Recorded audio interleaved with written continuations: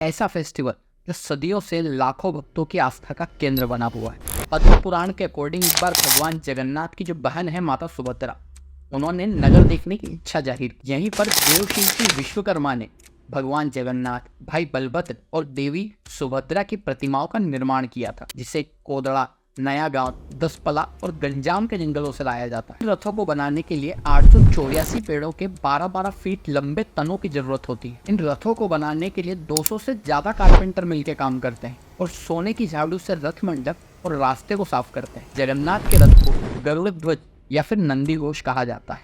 इस रथ पर जो ध्वज लहरा रहा है उसका नाम त्रिलोक्य मोहनी है। प्रभु के इस रथ को बनाने में 832 लकड़ी के पीसेस का यूज किया जाता है और जिस रस्सी से इस रथ को खींचा जाता है उसे वासुकी कहते हैं। इस रथ यात्रा में सबसे आगे भाई बलभद्र का, बीच में बहन सुभद्रा और सबसे पीछे भगवान जगन्नाथ का रथ चलता है। कहते हैं कि भगवान भाव के भूखे होते हैं, वह अपने भक्तों में कोई भी भेद नहीं करते। पुरी की पवित्र भूमि पर हर साल एक अजीबोगरीब घटना होती है। भगवान जगन्नाथ का रथ अचानक एक जगह पर आता है। भगवान जगन्नाथ का बहुत बड़ा भक्त, लेकिन उसकी जो कहानी है वो एक गहरे रहस्य में छुपी है। तो वहाँ पर कुछ ऐसा हुआ कि वहाँ मौजूद लाखों लोग आश्चर्य में पड़ गए। हालांकि जो भी इन रथ के हिस्सों को खरीदता है उसे कुछ खास शर्तों को मानना पड़ता है। रथ के हिस्सों में सबसे महंगा दाम रथ के पहियों का होता है। रथ के हिस्सों की नीलामी के बाद जो भी हिस्से बच जाते हैं 1 लाख भक्तों को दिया जाता है। इसलिए रथ को खींचने के लिए लोगों में गजब का उत्साह रहता है।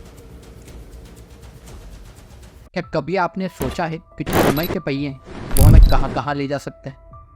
क्या कभी ये इमेजिन किया जा सकता है कि जो भगवान है वो अपने विशाल रथों पर बैठकर अपने भक्तों के बीच में आए और उनकी जो प्रेयर्स हैं उनको आंसर करें? एक ऐसा फेस्टिवल जो सदियों से लाखों भक्तों की आस्था का केंद्र बना हुआ है, इसके पीछे छिपे हैं कई रहस्यमय किस्से। एक ऐसा फेस्टिवल जिसकी मिस्टीरियस और वंडरफुल स्टोरीज ने सदियों से लोगों को मंत्रमुग्ध किया है। एक ऐसी यूनिक और रहस्यमय यात्रा जिसको सुनकर आपकी रूह कांप उठेगी और आप इसको अपनी आंखों से देखने के लिए उत्सुक हो जाएंगे। एक ऐसा रथ जो सैकड़ों सालों से अद्भुत और रहस्यमय कहानियों का साक्षी रहा है। तो राम राम, मेरा नाम है अजय, चैनल का नाम है वैद्य 2.0। मैं आपके सनातन धर्म के एक्सपीरियंस को बेटर करना चाहता हूं, तो इसलिए चैनल को सब्सक्राइब कर लीजिए और बेल आइकन को दबाना मत भूलिएगा। तो चलिए शुरू करें। एक ऐसा फेस्टिवल जो इंडिया ही नहीं बल्कि पूरे वर्ल्ड में फेमस है। ये डिवाइन और मिस्टीरियस फेस्टिवल समय के साथ साथ और भी इनक्रेडिबल होता जा रहा है। सदियों पुराने फेस्टिवल का जो डिस्क्रिप्शन है वो हमें हमारे पुराणों और विभिन्न धार्मिक ग्रंथों में भी देखने को मिलता है। दोस्तों, मैं बात कर रहा हूँ 4 धामों में से एक उड़ीसा के पुरी में मनाए जाने वाले जगन्नाथ रथ यात्रा की। इस रथ यात्रा को गुरिंचा यात्रा के नाम से भी जाना जाता है, जिसमें भगवान जगन्नाथ,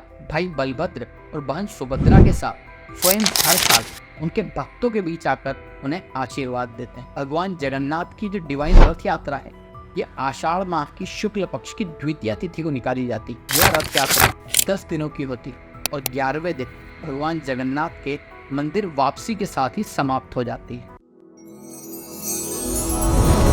पद्म पुराण के अकॉर्डिंग इस बार भगवान जगन्नाथ की जो बहन है माता सुभद्रा, उन्होंने नगर देखने की इच्छा जाहिर की, जिसके बाद भगवान जगन्नाथ अपने बड़े भाई बलभद्र के साथ निकल पड़े माता सुभद्रा को नगर घुमाने, जिसके दौरान वह अपनी मौसी के घर गुड़िंचा मंदिर पहुंचे और 7 दिन वहां पर रुके।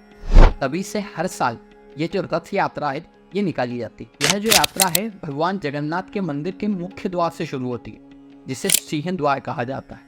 भगवान जगन्नाथ, भाई बलभद्र और देवी सुभद्रा इन 7 दिनों के लिए अपनी मौसी के घर पर विश्राम करते हैं। गुड़िंचा मंदिर में भगवान जगन्नाथ के दर्शन को आड़प दर्शन कहा जाता है। यहीं पर देवशिल्पी विश्वकर्मा ने भगवान जगन्नाथ, भाई बलभद्र और देवी सुभद्रा की प्रतिमाओं का निर्माण किया था। ब्रह्म पुराण, पद्म पुराण, स्कंद पुराण और कपिल संहिता में भी भगवान जगन्नाथ की रथ यात्रा का वर्णन देखने को मिलता है। इस रथ यात्रा के लिए भगवान जगन्नाथ, भाई बलभद्र और देवी सुभद्रा के लिए 3 अलग अलग रथ बनाए जाते हैं, जिन्हें बनाने के लिए जो वुड सिलेक्शन है बसंत पंचमी को होता है और जो बनाने की प्रोसेस है वो अक्षय तृतीया से शुरू हो जाती है। इन्हें बनाने में दारू नामक नीम की प्योर और ऑस्पिशियस लकड़ियों का यूज किया जाता है, जिसे कोदड़ा, नया गांव, दसपला और गंजाम के जंगलों से लाया जाता है। इन रथों को बनाने के लिए नीम के हेल्दी पेड़ों की पहचान की जाती है, जिसके लिए जगन्नाथ मंदिर एक स्पेशल कमेटी बनाती है। इन 3 रथों को बनाने के लिए 884 पेड़ों के 12-12 फीट लंबे तनों की जरूरत होती है जिससे रथ के पिलर्स बनाए जाते हैं। इन रथों को बनाने के लिए 200 से ज्यादा कारपेंटर मिलकर काम करते हैं, जिन्हें भोई सेवा यापगन कहा जाता है। तीनों रथों के तैयार हो जाने के बाद जो पुरी के गजपति राजा हैं, वो पालकी में बैठकर यहाँ आते हैं, इन रथों की पूजा करते हैं और सोने की झाड़ू से रथ मंडप और रास्ते को साफ करते हैं। इस रिचुअल को छेना पहरा कहा जाता है।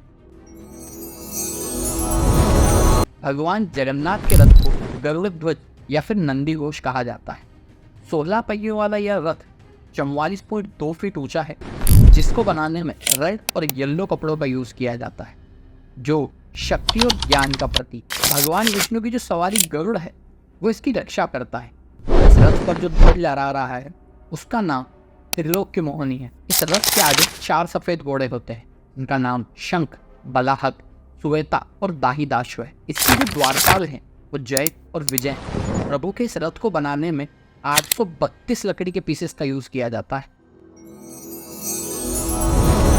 भगवान बलभद्र का जो रथ है, उसे तालध्वज कहा जाता है, की पहचान रेड और ग्रीन कलर से होती है, जो समृद्धि और खुशी का प्रतीक है। 14 पहियों का यह रथ 44.3 फीट ऊंचा है, जिसे बनाने में लकड़ी के 763 पीसेस का यूज किया जाता है। इस रथ के रक्षक वासुदेव और सारथी मातली हैं। इस रथ पर जो ध्वज है, उसे इन्नानी कहा जाता है। इस रथ के आगे 4 काले घोड़े होते हैं, जिनका नाम तिब्रा, घोरा, त्रिग शर्मा और स्वर्ण नावा है। इस रथ के जो द्वारपाल हैं, वो नंदा और सुनंदा है, और जिस रस्सी से इस रथ को खींचा जाता है, उसे वासुकी कहते हैं। देवी सुभद्रा के रथ को दर्पदलन कहा जाता है, जो कि रेड और ब्लैक कलर का होता है, जो कि शक्ति और संवेदना का प्रतीक। 42.3 फीट ऊंचे 12 पहियों वाले इस रथ को बनाने में लकड़ी के 593 पीसेस का यूज किया जाता है। इस रथ की रक्षक जय दुर्गा और सारथी अर्जुन है। इस रथ पर स्थित जो ध्वज है, उसे नांदविका कहा जाता है। इस रथ के आगे 4 लाल घोड़े रोचिक, मोचिक, चिता और अपराजिता है। इस रथ के द्वारपाल गंगा और जमुना है, और इस रथ को खींचने वाली रस्सी को स्वर्ण चूड़ा कहा जाता है। इस रथ यात्रा में सबसे आगे भाई बलभद्र का, बीच में बहन सुभद्रा और सबसे पीछे भगवान जगन्नाथ का रथ चलता है। कहते हैं कि भगवान भाव के भूखे होते हैं, वह अपने भक्तों में कोई भी भेद नहीं करते। बात का प्रमाण है हर साल निकलने वाली रथ यात्रा। पुरी की पवित्र भूमि पर हर साल एक अजीबोगरीब घटना होती है। लाखों भक्तों के बीच भगवान जगन्नाथ का रथ अचानक एक जगह पर आता है, वह भी एक मजार के सामने। यह मजार है सालबेग, भगवान जगन्नाथ का बहुत बड़ा भक्त। लेकिन उसकी जो कहानी है, वो एक गहरे रहस्य में छुपी है। सालबेग, जो कि मुस्लिम था, उसे मंदिर में प्रवेश की अनुमति नहीं थी, लेकिन उसकी भक्ति इतनी प्रबल कि वह मंदिर के बाहर ही बैठकर भगवान की उपासना किया करता था। एक दिन सालबेग अपनी अंतिम सांसों को गिनते हुए एक वचन लेता है। वह कहता है, अगर मेरी भक्ति सच्ची है तो मेरे प्रभु मेरी मजार पर जरूर आएंगे। सालों बाद जब भगवान जगन्नाथ की रथ यात्रा निकाली गई, तो वहाँ पर कुछ ऐसा हुआ कि वहाँ मौजूद लाखों लोग आश्चर्य में पड़ गए। लाखों लोगों की आंखों के सामने जो रथ का पहिया है, वो अचानक मजार के वहाँ जाकर रुक गया। इसके बाद हजारों लोगों ने उस रथ को एक साथ खींचने की कोशिश की, लेकिन जो रथ का पहिया था, वह हजारों लोगों की ताकत लगाने के बाद भी अपनी जगह से जरा भी नहीं हिला। इसके बाद हजारों लोगों ने भगवान जगन्नाथ से सालबेग के आत्मा की शांति की प्रार्थना की, तब जाकर के वो रथ आगे बढ़ा। जिसके बाद हर साल रथ यात्रा के दौरान भगवान जगन्नाथ का रथ थोड़ी देर के लिए सालबेग की मजार पर रुकता है। क्या यह सालबेग की सच्ची भक्ति का परिणाम था? आप हमें कमेंट सेक्शन में जरूर बताना। दोस्तों, यह अटूट प्रेम और सच्ची भक्ति की निशानी है, जो धर्म और जाति की सीमाओं को पार कर जाती। कहते हैं ना कि भगवान भक्तों के प्रेम और श्रद्धा को देखते हैं, धर्म और जाति उनके लिए कोई मायने नहीं रखती। यात्रा पूरी होने के बाद रथ के हिस्सों को अलग कर दिया जाता है और रथ के बड़े हिस्से की नीलामी श्री जगन्नाथ वेबसाइट पर की जाती है। साथ ही इस वेबसाइट पर रथ के हिस्सों के बारे में आपको काफी कुछ जानकारी देखने को मिल जाएगी। आप चाहें तो चेकआउट कर सकते हैं। वैसे वीडियो स्पॉन्सर नहीं है, हालांकि जो भी इन रथ के हिस्सों को खरीदता है उसे कुछ खास शर्तों को मानना पड़ता है, जैसे कि इन रथ के हिस्सों का इस्तेमाल किसी गलत कार्य में किसी गलत तरीके से नहीं किया जा सकेगा। जो भी रथ के हिस्सों को खरीदता है उसे सुरक्षित रखने की पूरी जिम्मेदारी उसके पास होती है। रथ के हिस्सों में सबसे महंगा दाम रथ के पहियों का होता है। रथ के हिस्सों की नीलामी के बाद जो भी हिस्से बच जाते हैं, उनका जो इस्तेमाल है वो मंदिर की रसोई में देवता के प्रसाद बनाने में किया जाता है। यह जो प्रसाद है हर दिन लगभग 1 लाख भक्तों को दिया जाता है। जिस रसोई में यह प्रसाद बनता है वो भी अपने आप में काफी दिलचस्प है। जगन्नाथ मंदिर को लेकर ये कहा जाता है कि यहाँ बनने वाला प्रसाद कभी भी कम नहीं पड़ता, चाहे भक्तों की संख्या कितनी भी हो, प्रसाद की कमी कभी नहीं होती।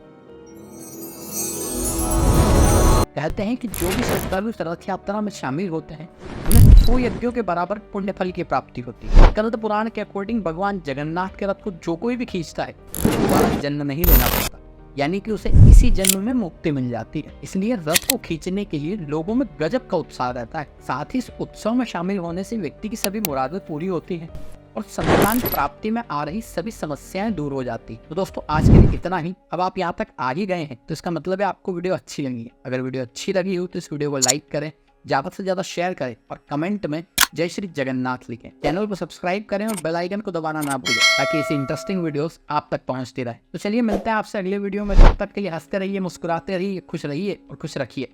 जय श्री राम।